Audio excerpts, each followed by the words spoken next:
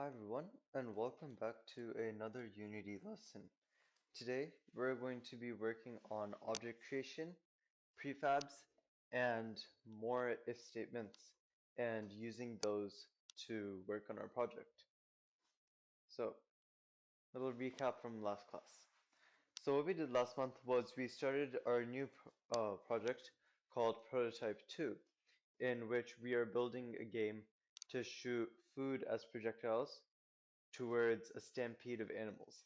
And the goal of the game is to feed the food to the animals so that they don't run the player over. You can see this is the code that we wrote last time, and this is what our game looks like so far. Um, the concepts that we covered last time, including importing assets, adding scenes, adding the player to the scene, and then messing around with the camera, the player, and the player's script that allows the player to move around right to left, right? So what we're going to do is we're going to be moving on with our project by using something called prefabs. So prefab, as you may have guessed, is short for prefabrication. And it's basically a template for an object or some asset that you want in your scene. So far, in our scenes, we've been creating objects such as the player and the animals and the food, all of that, by by creating them in the scene, by dragging the asset into the scene and then adding scripts to them manually. However, this doesn't really work for some of the applications that we're trying to do. For example, when in the game that we're making right now, if we wanted to create a new piece of food to give to a different animal, we would simply be unable to do it without using a prefab because it's extremely complex to create a create a new object with the correct attributes and behavior that we wanted to have. So we're going to learn more about this later in this lesson, but what we want our food to do is to fly forwards, right? And the only way that we can do this easily is by using prefabs. And so obviously prefabs are really useful.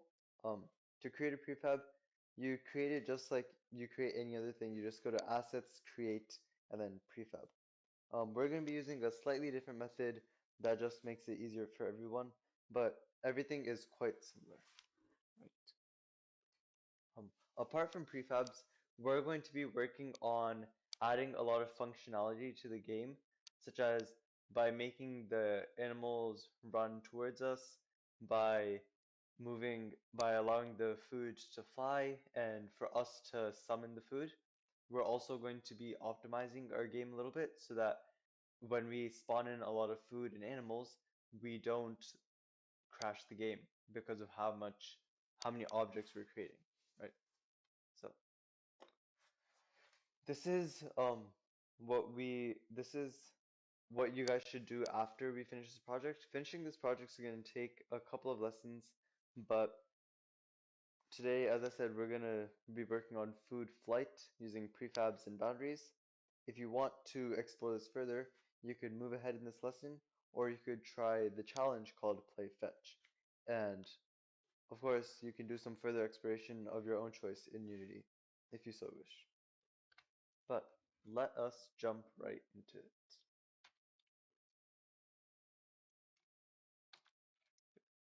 So here, you should see my Unity screen. Yes, I think you do. This is roughly where you left off last time. Um, yeah, so I guess I'll just jump right into it. The first step that you want to take today is to assign this um, food object some way for it to move forward, right? Because the goal of our game eventually is to shoot the food forward at the animals so that the animals can eat the food, right? And in order for us to do that, the food has to be able to fly forward. And the way that we're going to do this is by creating a new script. So what we're going to do is we're going to head to our scripts folder. If you don't have a scripts folder, then you can just create one by clicking create folder. Right, but I already have one. Then right now you guys probably don't have these two scripts. The only script you have is player controller, but you can create a new script called by doing create C# script and calling it move forward. I'm not going to create it because I already have created it, but you just want to create it. Once you've created it, you can assign it to the food object. So in this case, I have a pizza. So you can click on the pizza either in the scene or in the project hierarchy, drag move forward into it. Again, this isn't going to work because I have already added move forward. Sorry, give me a second. I'm not going to do it again because I've already added it here, but you just take this, drag it into here, and then you'd let go, right? So now I have a move forward script. Now we want to open our script. To that, just double click. So here we are. This is our move forward script. It's pretty empty right now. Of course, because it's a new script, we haven't really done anything with it yet. What we want to do is really simple. As we've done before, we're going to create a public float speed. A quick explanation, if you have forgotten, public just means that the entire game can see what the speed is. Float is the type of variable, so in this case, the float meaning it can have decimal points afters, and then speed is the name of the variable. And we're going to be setting it to 40.0 f, and f allows us to change the speed in game, right? So once you've created this line of code, this goes above start, by the way. Once you've created that line of code, you can edit the update method now. You guys, it probably looks empty like this, but I've already written this. So what you want to do is you just want to add this line of code. It says transform.translate vector3.forward times time times speed. And essentially what it does is we are translating, so we're moving the object forward, right, by a speed times time. We've done this before in our previous projects if you've been watching along. If you haven't, then you should check those out. But that is that's the script for now, and this is just going to allow us to move the pizza forward automatically. Right? So I can head on back to my Unity, and I should be able to run this script. Right? And then you can see that the pizza is shot off. If I want to bring it back, I can just go to food pizza and then go to 0. Right? And then every time I click 0, it spawns back in to the slot, and then you can see obviously it's moving forward with the velocity of 40. I'm gonna exit that. Okay, so we've attached this script to our pizza, but as I said, we're gonna make this script a prefab so that we can spawn different pizzas in without having to do it manually each time. The way we're gonna do that is pretty simple. So you'll notice I have this prefabs folder here. You guys are going to want to have the same thing. So you just right click, click create, and go to folder, and then create a prefab folder. Once you've gotten that, you can open your folder. And once you've got your folder, you want to drag your food or whatever object into the prefabs. So let's say I didn't have this here, right? Let's say I'm just going to drag my animals in here. I can drag it from the project hierarchy, so just click and drag it here. Once you drag it in, it's going to give you this kind of error message. You just want to click original prefab, and there it is. You have a new prefab. And this allows you to create new instances of this object within the game a lot more easily, rather than having to do it manually every time, which would definitely be a pain.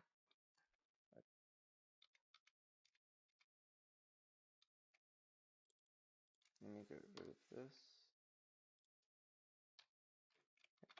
So this is what your prefab soldier should look like now. Once you've gotten that prefab in there, you can head to your player controller script because what we want to do now is allow the player controller to use this prefab. So this is kind of complicated. Let me just show you how you want it to look. In the player controller script, you're not gonna, yeah, you guys should have all of this. So the main thing that we want to do right now is this line, right? At the top where you've defined all of your boundaries and speeds and inputs. Right below that, you're going to add a new variable called public game object projectile prefab. And first of all, the capitalization is important. If you don't have the correct capitalization, it won't work, so make sure you're paying attention. Essentially, what we're doing here is inside the player controller class or script, we're giving it a new object, a game object, using the projectile prefab. And if I switch back over to Unity here, um, I can add this prefab, this food prefab, to my player. You can see that this projectile prefab has opened up on the right side in the inspector that says none. We're going to drag this prefab onto that box, not here because it won't let us, but we're going to drag it onto this box until it's highlighted. And when you let go, you can see that there's a new projectile prefab. So basically what we've done is we've told Unity that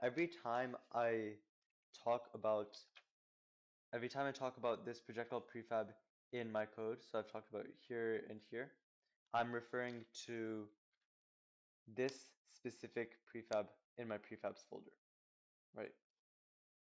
Hopefully that makes sense. If not, then yeah. Okay, so we've created a prefab.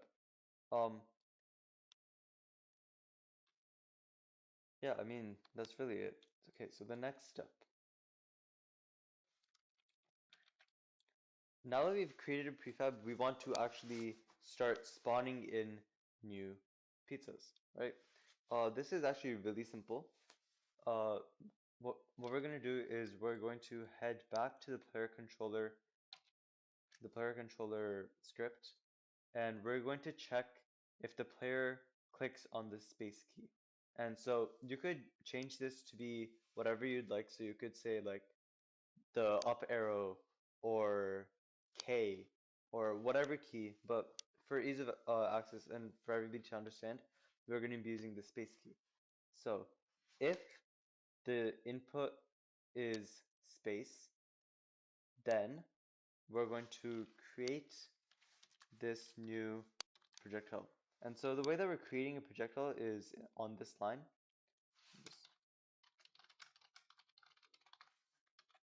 And we're using the instantiate method. Basically what that does is it just creates a new instance, hence instantiate, a new instance of this projectile prefab. In this case, it's the pizza. And along with this projectile prefab, we're giving it the position of the prefab and the new object and the rotation. Okay, so just take a second to copy that down.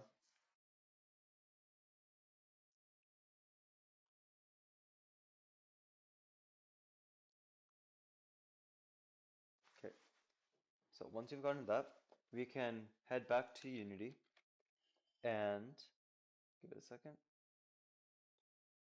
We can head back to Unity and run our game and see what happens. So right now I just have my character. But when I click space, you can see that I get a new pizza. However, we have a slight issue. Let's look at this left side here, right? You can see that I have like a lot of pizza clones. If I add a new one, you see that it goes up again and again and again. And eventually, like if I just click this a lot of times, we're going to run into an issue where the game can't keep up with the number of objects that are in the scene. So we have to find some way to get rid of them. Otherwise, our computer isn't going to be able to handle it and it's going to crash. And again, this is relatively simple to do. Basically, what we're going to do is um, we are going to again go back to the scripts folder, uh, and we're going to create this last script that I have here. So we're going to go to create C# script, and it's going to be called destroy out of bounds without spaces, right? So let me just open that for you. Destroy out of bounds. This is what it should look like. Obviously without all these comments because we haven't done it yet. But again, it's pretty simple. So we can, first of all, we can create a private variable this time called top bound. And this is going to be the um, the height or the z value that the projectile can reach, or whatever object, not necessarily just the projectile, but the object can reach before being destroyed by the game, right? And so in this case, I've set it to 30. That's about as far as you can see in this case.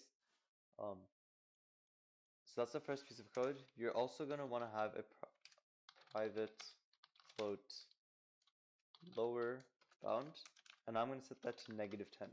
So now we have a top and a lower bound. Now we have to use them.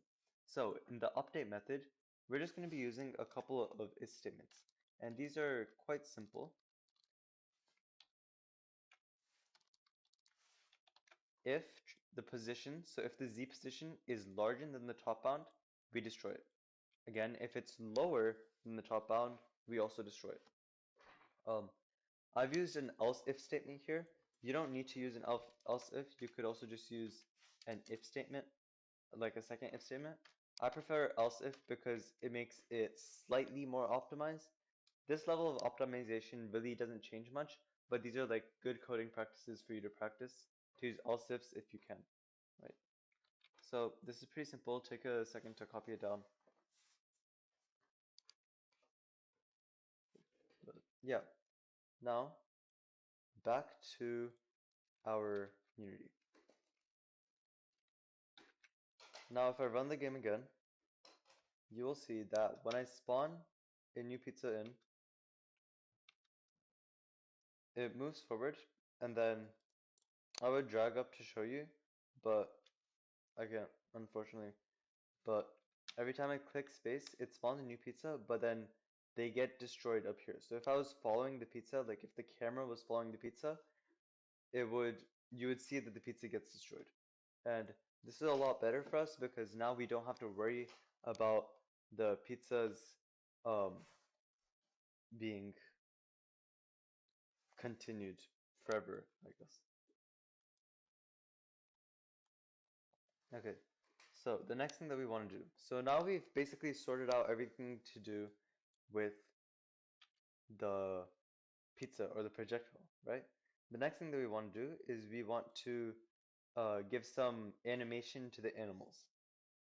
So first of all, I'm going to rotate my three animals here to be facing the other way. Right now I have them facing up, but because they're going to be running down towards us, I'm going to be turning them around to run down, right? And so I can just go to the y-axis rotation and set these to 180. Um, yeah, and that's just going to turn them backwards.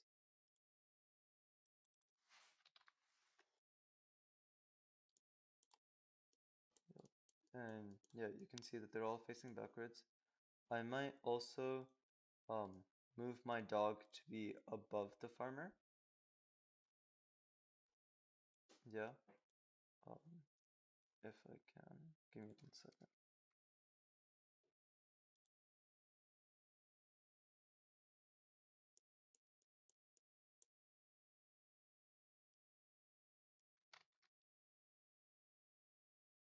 Okay, got it. I'm gonna move it slightly to the side so he doesn't run through us. Alright. Okay, so back to our scene.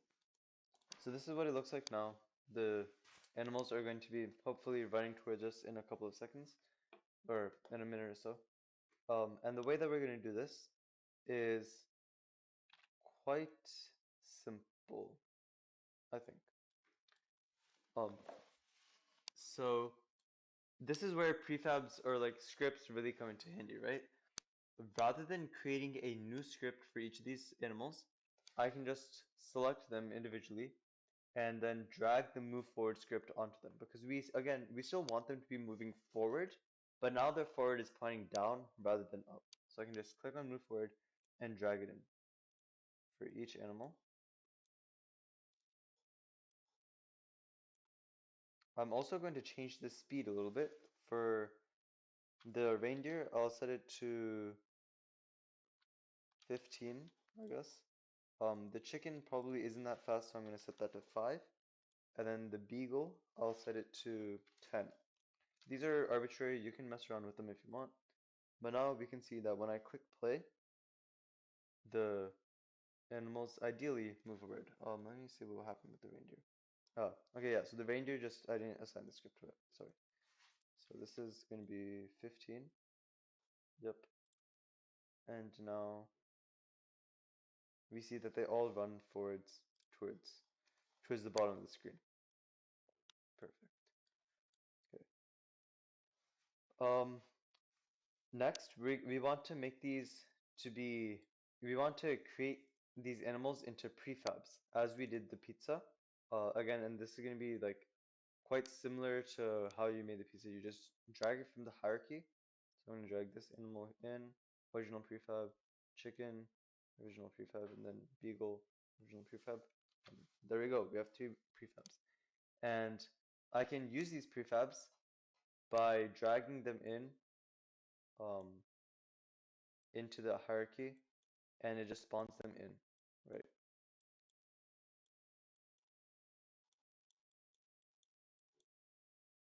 Perfect. Okay. Um, what is next?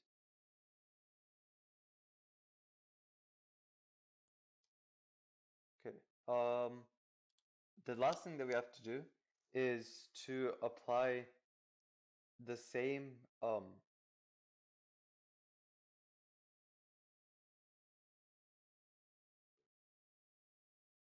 we want to apply the same destroy out of bounds function to our um to our animals, right? Because let's say we spawn in a lot of animals, we're gonna have the same problem as before, that they don't get destroyed at the bottom. And so the way we do this is just by clicking on each animal. So like for the stag, and then going to scripts and dragging destroy out of bounds into it. Give me a second to figure out why this isn't working.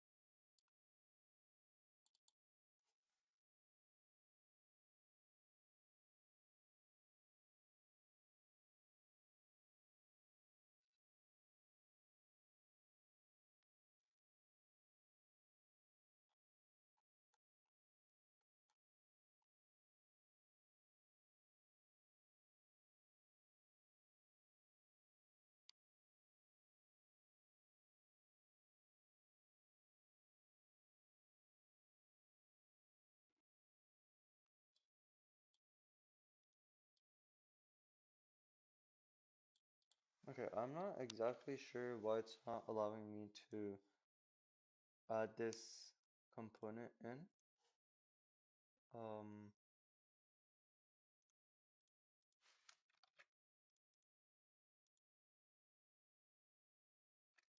I got it. Okay, so the reason there was an error is because this was destroy, and then that didn't match up with the name of the class. So this is just something that we have to be careful of when we do code, right? Okay. And now, hopefully, once this reloads, I can actually drag destroy out of bounds here. Perfect. So I just added that to the chicken.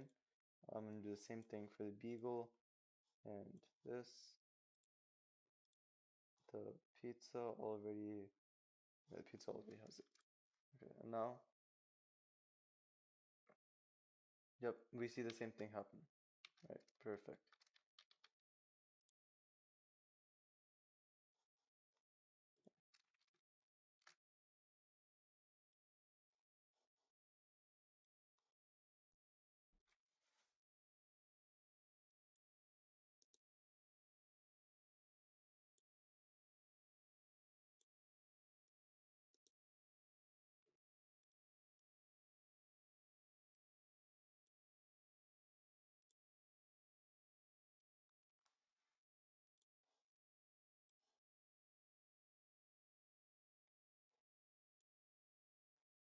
Okay, I just added the destroy out of bounds script again because it didn't seem to be breaking for the pizza.